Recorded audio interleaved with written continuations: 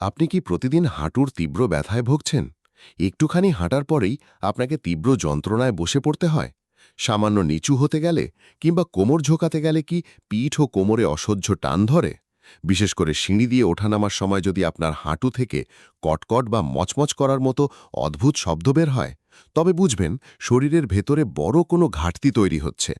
অনেকের ক্ষেত্রে সকালে ঘুম থেকে ওঠার পর হাত পা একদম শক্ত হয়ে থাকে, শরীরে এক ধরনের জড়তা কাজ করে, যেন মনে হয় হাড়ের জোড় বা জয়েন্টগুলোতে জং ধরে গেছে। আপনি যদি এই সমস্ত লক্ষণগুলোকে কেবলই বয়সের দোষ ভেবে এড়িয়ে যান এবং ভাবেন যে এই কষ্ট থেকে আর কোনোদিন মুক্তি মিলবে না, তবে আপনি ভুল করছেন। এই অবহেলা কিন্তু আপনাকে একটা সময় হুইল চেয়ারের দিকে ঠেলে দিতে পারে। একটু খেয়াল করলেই দেখবেন আমাদের চারপাশে এমন অনেক ৭০ বা ৮০ বছরের প্রবীণ মানুষ আছেন যারা দিব্যি সুস্থ শরীরে হেঁটে চলে বেড়াচ্ছেন, নিজের সব কাজ নিজে করছেন। অথচ অনেক তরুণ বা ৪০ ঊর্ধ্ব মানুষও সামান্য হাঁটুর ব্যথায় করে যাচ্ছেন, খুঁড়িয়ে খুঁড়িয়ে হাঁটছেন। এর আসল কারণ কিন্তু বয়স নয়, আসল কারণ হলো পুষ্টির অভাব। যখনই আপনার জয়েন্টে ব্যথা শুরু হয়, তখন শরীর আপনাকে একটি নীরব সংকেত দেয় যে ভেতরে কিছু জরুরি ভিটামিন ও খনিজের চরম ঘাটতি দেখা দিয়েছে।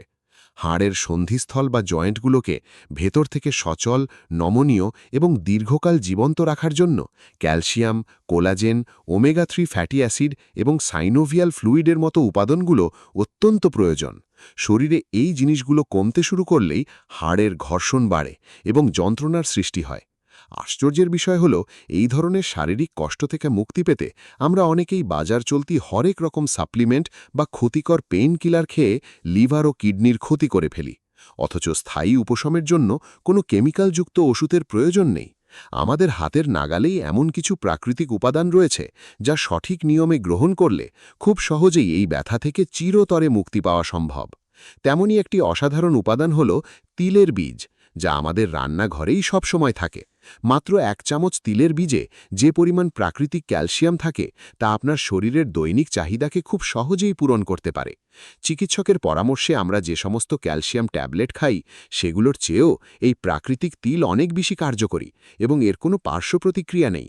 এটি খাওয়ার সঠিক নিয়ম হল প্রতিদিন ১ চামচ তিল হালকা শুকনো কড়াইতে বা তাওয়ায় ভেজে নিতে হবে। যখন তিলগুলো চটচট করে ফুটতে শুরু করবে, তখন বুঝবেন এর ভেতরের ঔষধি তেল সক্রিয় হয়ে গেছে। আপনি এটি সরাসরি চিবিয়ে খেতে পারেন অথবা সামান্য গুড়ের সাথে মিশিয়েও চিবিয়ে খেতে পারেন। প্রাচীনকালে আমাদের ঠাকুমা দিদিমারা নিয়মিত তিল ও গুড়ের তৈরি নাড়ু খেতেন বলেই তাদের হাড় ও জয়েন্ট ৭০ বছর বয়সেও লোহার মতো মজবুত থাকত। হাড়ের স্বাস্থ্যের জন্য আরেকটি চমৎকার খাবারের নাম হল ফক্সনাট বা মাখানা। এর পুষ্টিগুণ সম্পর্কে আজকের প্রজন্মের অনেকেই হয়তো জানেন না। মাখানার মধ্যে প্রচুর পরিমাণে ক্যালসিয়াম, ম্যাগনেসিয়াম, জিঙ্ক, ফসফরাস ও কপার থাকে। একটা কথা মনে রাখা জরুরি, শরীরে কেবল ক্যালসিয়াম প্রবেশ করলেই হাড় শক্ত হয় না। সেই ক্যালসিয়ামকে হাড়ের সঠিক জায়গায় পৌঁছে দেওয়ার জন্য ম্যাগনেসিয়ামের ভীষণ প্রয়োজন হয়। আর মাখানার মধ্যে এই দুটি উপাদানই একসাথে পাওয়া যায়। প্রতিদিন অন্তত ১০ থেকে ১২টি মাখানা সামান্য খাঁটি ঘিয়ে হালকা করে ভেজে বা রোস্ট করে যদি আপনি খেতে পারেন, তবে জয়েন্টের ফ্লেক্সিবিলিটি বা নমনীয়তা ফিরে আসবে এবং পায়ের নার্ভগুলো অনেক বেশি শক্তিশালী হবে। আপনি চাইলে ১ চামচ তিল এবং ১০-১২টি মাখানা একসাথে ঘিয়ে ভেজে ঠান্ডা করে মিক্সিতে গুঁড়ো করে একটি পাত্রে রেখে দিতে পারেন। প্রতিদিন রাতে ঘুমানোর আগে ১ গ্লাস হালকা গরম দুধের সাথে এই মিশ্রণটি মিশিয়ে খেলে হাঁটুর কটকট শব্দ নিমেষেই দূর হয়ে যাবে এবং জয়েন্টের মাঝের লুব্রিকেন্ট বা সাইনোভিয়াল ফ্লুইড নতুন করে তৈরি হতে শুরু করবে। এবার আসা যাক হাঁটুর ভেতরের ক্ষয় রোধ করার উপায়।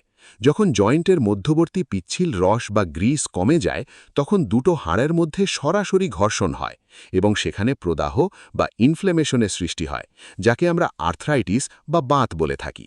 এই গ্রিস বা সাইনোভিয়াল ফ্লুইডকে পুনরায় সতেজ করতে ওমেগা-3 এবং ওমেগা-6 ফ্যাটি অ্যাসিড জাদুর মতো কাজ করে। ঘরোয়া উপায়ে এই ঘাটতি মেটানোর জন্য দুটি বীজ অত্যন্ত কার্যকর। একটি হলো কুমড়োর বীজ এবং অন্যটি তিসির বীজ বা ফ্ল্যাক্স সিডস। কুমড়োর বীজে ওমেগা-3-এর পাশাপাশি প্রচুর ম্যাগনেসিয়াম থাকে। এটি হালকা ভেজে গুঁড়ো করে রেখে প্রতিদিন তরকারি, ডাল বা সালাদের উপর ছড়িয়ে খেতে পারেন।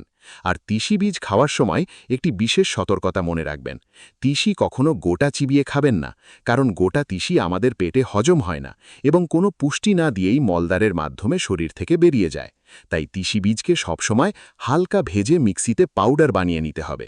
এই 2 ধরনের বীজের নিয়মিত সেবন আপনার হাঁটুর ভেতরের গ্রিস বা তেলকে প্রাকৃতিকভাবে বাড়িয়ে তুলবে। আপনি চাইলে 1 চামচ তিসি এবং 1 চামচ তিল একসাথে হালকা ভেজে গুঁড়ো করে প্রতিদিন গরম দুধের সাথে কিংবা এমনিও চিবিয়ে খেতে পারেন। এর পাশাপাশি আপনার বাড়ির আশেপাশেই পাওয়া যায় এমন একটি মহা ঔষধ হল সজনে পাতা, যাকে পুষ্টির ভাণ্ডার এবং প্রাকৃতিক পেন কিলার বলা হয়।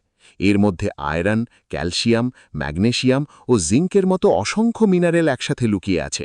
সপ্তাহে 2 থেকে 3 দিন সজনে শাকের তরকারি কিংবা সজনে ডাঁটা খেলে হাড়ের ভেতরের শক্তি বহুগুণ বেড়ে যায়।